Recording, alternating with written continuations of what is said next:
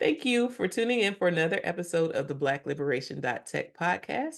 I'm your host, Dr. Renee Jordan, and today's episode is entitled, I Told You So. So I'm going to start by reading a blog post from November 11th, 2017, and it's entitled, I Told You So, which was the first part of my fourth presentation.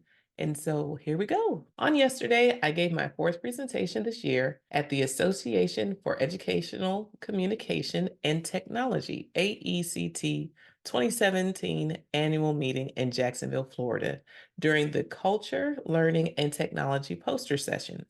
The title of my presentation was I Told You So, Student Agency During the Pilot Test of a Middle School ICT Enrichment Program. ICT stands for Information and Communication Technology.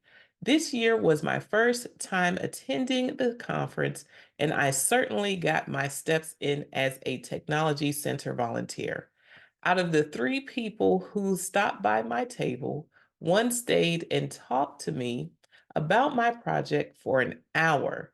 This study examined how students exercised agency, acted on their own decisions during and after school technology program. I am one of the graduate research assistants for this program, and my advisor, Dr. Brendan Calandra, is the principal investigator. During the program, students use our content management system, CMS, side by side with MIT App Inventor to build mobile applications. I need to put in a little side note. So during my poster presentation, people were able to come up to me and ask me questions. And so three people came up to me during the time block allotted for the poster sessions. And one of the individuals came up to me towards the end of our one-on-one session. She said that her son needed something to work on during his weekends and wanted her son to participate in the program. I told her it was not available to the general public as of yet, but he could use App Inventor. So I walked her through how to access MIT App Inventor and gave her a quick tour. During the conference, I was able to meet with one of my advisors, Dr. Tudolini I. Asino, Oklahoma State University, and get my latest homework assignment from him, a chapter proposal for a book he's writing. He also gave me feedback on my poster. It will be larger next time, Dr. Asino, LOL. I also had the distinct privilege of speaking with Dr. Patricia A. Young, University of Maryland, Baltimore County. I learned more about her journey and what she is working on now, top secret. While speaking with her, I shared my research interests and how I ended up where I am in my PhD program. She also left me with a homework assignment. I have to work on my problem statement for my dissertation. Another connection I made was with Dr. Nicola Willis Espinosa, Universidad Casa Grande. She is the decana de la Facultad Ecología Humana, Educación y Desarrollo, aka Dean. She shared that she is one of the two people in Ecuador who have a degree in our field. The other person has a master's degree. I look forward to speaking to her about the possibilities of training educators on how to use and integrate technology. People in education love to assign homework. If you ever need to work on something, ask an educator. They will tell you what you need to do. Tony Carr from eMerge Africa also gave me homework to read, and read more about Ubuntu, the African philosophy that situates my research. He not only told me to read, but also gave me the names of some experts to look up. Thanks, Tony. I was glad that I could support my big little sister classmate, Dr. Erica Bass Flemings, as she presented during a presidential session entitled Leading Learning for Change, a Precious Partnership Across Cultures. During the panel's discussion, which included both Dr. Asino and Dr. Young, she shared her cultural experience of her international work and how she used her power as a researcher to gain access to a community in Ghana in a way that would not have been possible otherwise. While volunteering, I came to the rescue several times for those who were having technical difficulties. One of my last acts of heroism was for my sister colleague, Rebecca Yvonne Bayek, Penn State University. I was glad to help get the computer and projector connection right for her presentation on video gameplay and literacy practices of African immigrant students at a U.S. institution of higher education. In an exploration of why these students were playing video games, she learned that they were not only playing FIFA 17, but also supporting each other academically and engaging in critical dialogues of the political dynamics of their home countries. I enjoyed the conference, met a lot of people, and made some excellent connections. I look forward to getting more involved and preparing for next year. So that was my blog from November 11th, 2017. And when I said that my poster will be bigger next time, I got the dimensions a little wrong for my poster. All I had to do was print the poster, and then they provided the board that it would sit on in the poster presentation session. And so my poster was probably 17 by 14. It was small. So the next time I did a poster, it was definitely larger. It was at least 3 by 5 feet. So make sure that when you're doing a poster presentation, you read the poster requirements. And I greatly appreciate those who bared with me as I presented from my small poster. But hey, you live and you learn sometimes. Now, what I want to go ahead and make sure that I touch on today, I want to talk about a few things. To circle back to the conference, the Association for Educational Communication and Technology, AECT, is the conference that those who are in my field attend. I was very glad that I went because when I looked around the room, there weren't a lot of people who were African American present. And so by me attending, I added to the diversity of the conference by showing up, and not just showing up, but also sharing my work, as well as attending these sessions that were presented by those who were also of diverse communities to show my support and to ask questions and to provide feedback and just to engage. And it was an honor and a privilege to meet the people who I actually read about in terms of using their work as reference tools for my work. So being able to meet Patricia A. Young in person was a great experience. And as a result of that introduction to her, I also kept in touch with her over the course of my doctoral studies, gave her updates, asked how things were going with her casual talks, and I even caught up with her before my prospectus defense. And I also shared with her when I would be doing my dissertation defense. So it was a connection that proved to be invaluable. And I was glad that I was able to meet her. And I was fortunate enough to get feedback from her in order to help my progress during my doctoral studies. So when you go to conferences, make sure you make connections that count. Talk to the people that you read about. Learn more about what they're doing and what they have on their agenda, and ask if you can support them in any way. I often would ask, let me know if you need any help, so that people can think about you if they do run into something and they need an extra hand. It's nice to have a professor to provide you with feedback and support, but don't forget, they need help too sometimes. So please make sure you ask if you can help in any way. If you are fortunate enough to have someone willing to work with you, see how you can work with them so that it's mutual. If they don't ever take you up on your offer, keep that in mind. Perhaps you can help someone who needs help and you just do it for free, just because it's a way of giving back to the circle of support that is needed as people go along their ways. In my blog post, I mentioned that I was volunteering at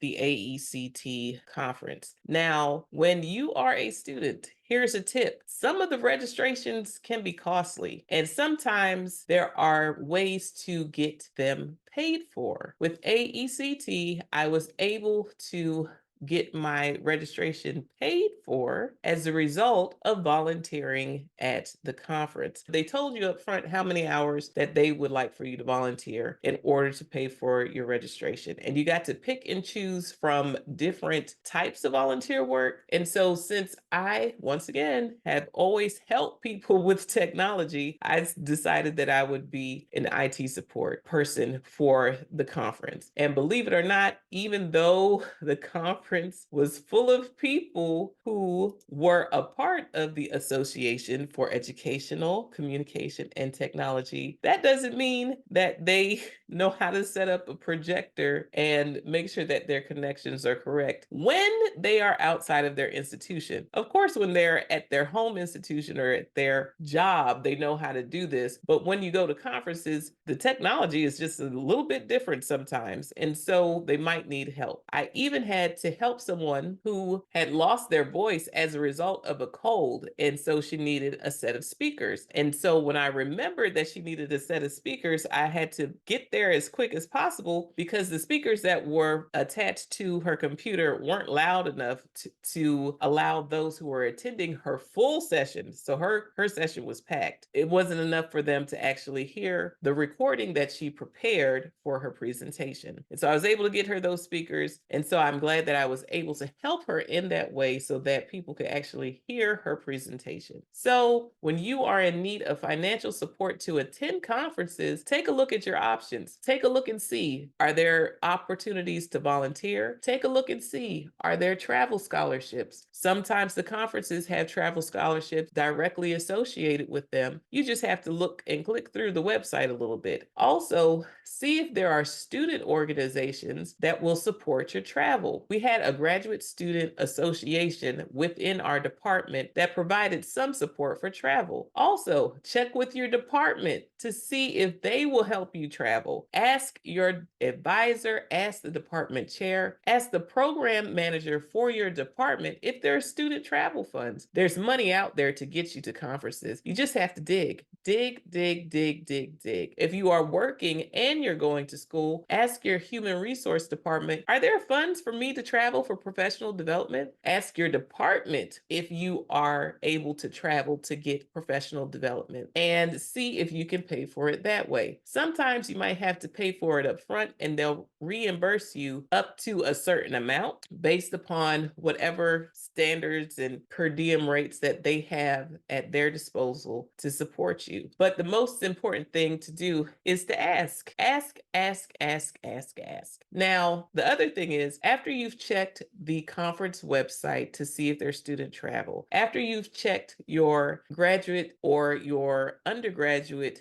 programs to see if there is support for student travel. After you check with your departments to see if there's money for student travel. After you check with your job to find out if there's money for professional development. If you have to foot the bill, I must say attending conferences is definitely worth it. Now, here's the other thing. If you have to pay for it yourself, or if the money that they provide you is not enough to support it, keep track of your travel. You can write off your travel for conferences when we were talking about professional development, attending for school, attending to present, attending to be a part of a panel of discussants, attending to be a conference chair, attending to be a moderator for a panel. If you're attending a conference as a student or as a professional and as a part of what you need for work, essentially, you can write that off of your taxes as an expense, a professional expense, a business expense. It's a cost that comes with doing business. And if you're not able to get someone to pay for it or to reimburse you for it, keep your receipts, save them, and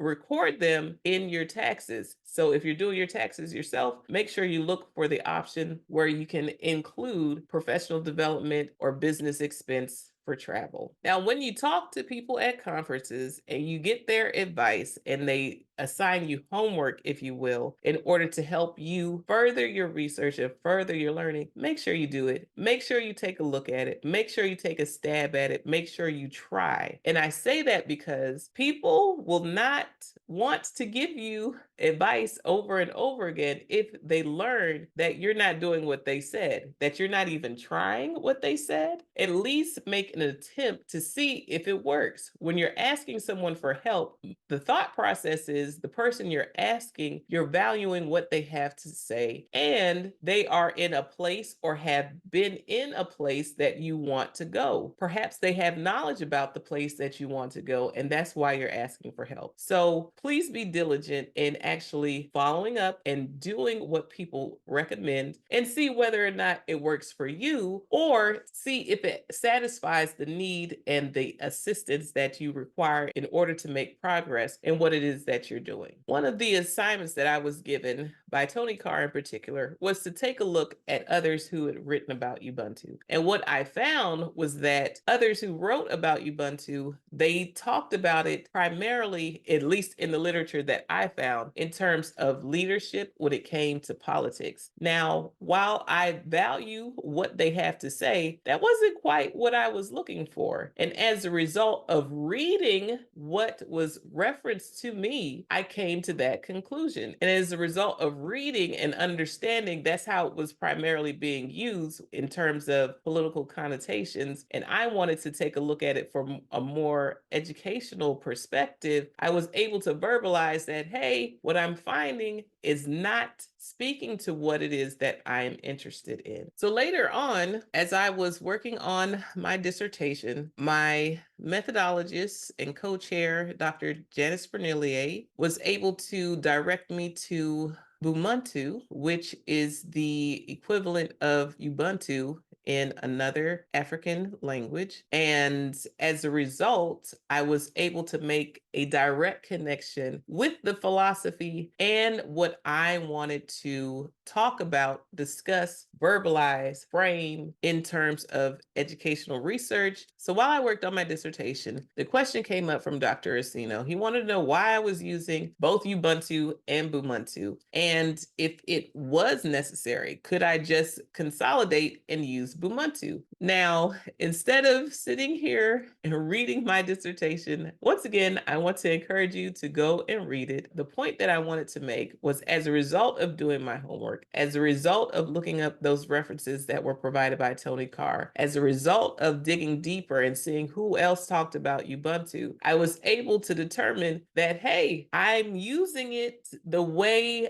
I want to use it, but in order to get a confirming usage, I needed to take a look at how it was being referenced in its equivalent word, Bumuntu. And as a result, I didn't have to do as much explaining. So what is the lesson from this? Do your reading. Take a look at what it is that you're trying to say. Is there someone else who is cutting to the chase and able to get to the point faster than you? And if so, go to that person, use them as a reference and as a tool. And that way, you don't have to rely on yourself to do a whole lot of explaining, but you in fact can cut to the chase. So when someone tells you to look up and read about what others have contributed to the literature, do that. See what other people have said. Yes, you may be taking a look at something that's unique, something that hasn't been done before, but there's other people out there who have unique ideas, other people who have talked about things that are related to the work that you're doing, and you need to do the due diligence as a student with agency to take a look and see what's out there. Read what others have said. Someone else who I was directed to read about was Sylvia Winter. Now, I learned about Sylvia Winter first in my social foundations class, which was in the education policy study department of the College of Education and Human Development at Georgia State University. And Dr. Joyce E. King was the instructor. And so when her name came up again, when I was talking to my methodologist, Dr. Janice Bernillier, about what it is that I was looking to do, she was able to direct me to Sylvia Winter based upon what I was interested in taking a look at. And so as a result, I was able to take a look at the cultural model approach and learn about the cultural model approach. When Sylvia Winter wrote about it, she was specifically referencing Black education studies. Once again, instead of sitting here reading to you my dissertation, I'm going to give you the gist of the idea about being introduced to the cultural model approach as described by Sylvia Wynter. While Sylvia Wynter used the culture model approach to frame a Black studies perspective, I was using it to frame a perspective on learning technologies and digital literacies. And as a result of being exposed to Sylvia Wynter, I was able once again to cut to the chase and say, hey, this is how this was used as a tool to frame one discipline. This is how I'm going to use it to frame my discipline. And I was able to say, hey, this isn't me just creating things from scratch. This is someone else who did it. This is how they did it. This is why they did it. And I was able to make the parallel comparisons. This is why she did it. This is why I'm doing it. This is how I am implementing it in this instance. So once again, read, read, read. You have got to read. So many people have done great things, and it shows that you are a scholar when you're able to connect with those people who have done great things before you to say, hey, they've done great things. This is how they were able to explain a phenomenon. And as a result, I want to use it as well to explain a phenomenon. But you have to make those connections. You have to do your due diligence, listen to people who recommend you different references and look them up. See if it's going to get at the point you're trying to make. See if they are even presenting challenges that are going to come up. Because the other thing is, when you are doing a thesis or a dissertation, it's not enough to say these are the people who agree with you. You have to know what the counter arguments are going to be and address them in your work as well. So once again, I want to encourage you to connect at conferences, talk to people about what you're working on. The more you talk to people about your work, you're better able to articulate what it is that you're doing in a more succinct manner. People do not have a long time to listen to you. So the more you're able to talk to people and discuss what it is that you're working on, you're going to enhance your 90-second elevator pitch that you will need to be able to share with others to tell them about your work and get insight from others about what they could offer you in terms of help, support, references, resources, tools, other places to go and visit. It might be another conference that you would want to attend that might be outside of your discipline that has more information. And when I say outside of your discipline, it wasn't enough for me to only attend AECT. I needed to attend other conferences in order to get a richer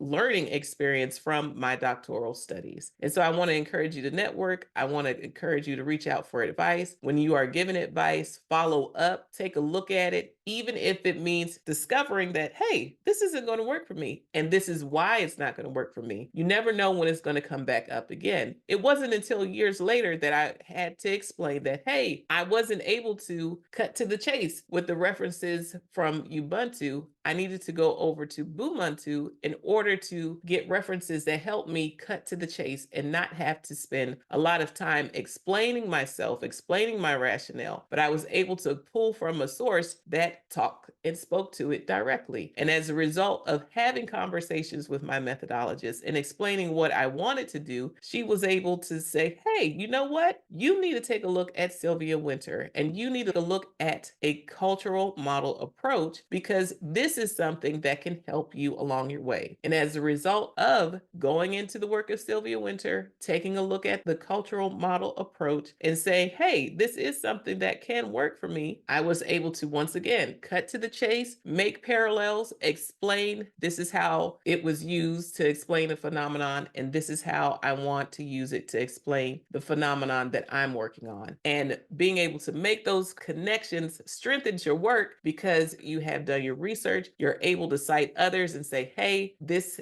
is what has happened before me. This is where I fit in. Yes, I'm taking a unique look or perspective at something. However, I'm not the only one who has taken a look at how to approach things in a way that might be different from the mainstream scholars in your discipline. And if you are, once again, working on work that is transformative, that's connected to those who have been marginalized by society, you want to take a look at those who emphasize what those communities have to offer. And so I want to encourage you to network. I want to encourage you to follow up on advice. I want to encourage you to read. I want to encourage you to make connections and draw parallels from others to help enhance your work. So once again, thank you for listening to the Black-Liberation.Tech podcast. I am your host, Dr. Renee Jordan. Please feel free to like, subscribe, and share. Also, rate and review the podcast to help it become more discoverable. Until next time, take care. Bye-bye.